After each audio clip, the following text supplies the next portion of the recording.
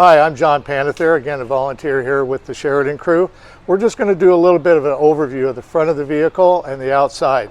First of all, underneath here, you'll see on all U.S. vehicles a circle with a number in it. That's your gross tonnage.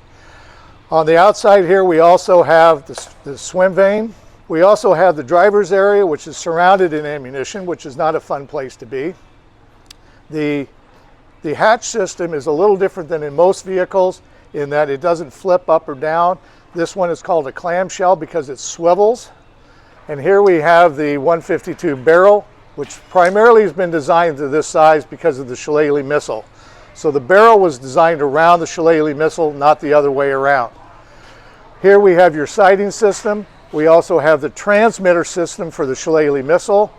You have your smoke launchers here, as well as right underneath the cupola there, you can see the laser rangefinder. Up top is a .50 caliber and the extra protection that was added in later models on the 68 models and further up. Again, here we have a 7.62 port for additional firepower, your lighting system, and right here would have been a very large spotlight that was very handy in Vietnam and other theaters. In Vietnam, where they ran into a lot of IEDs, the military would put an additional armor plate on the front, which did add additional weight. However, it did protect the crew so much better. The road wheels on the side, they're all covered through a torsion bar suspension like almost all vehicles made after World War II in the U.S. Army.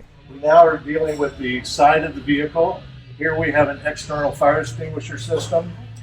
The trim vane for the front of the vehicle comes up. Along here is your storage area for your various swim skirts that come up and they connect. The front barrel has to be raised, otherwise it'll interfere with the trim vane. Inside here are sections of styrofoam flotation, and it also helps in the flotation of the entire system. Now at the back of the vehicle, we have the infantry squawk box that their commander can then use to communicate with the crew commander. Comes in pretty handy.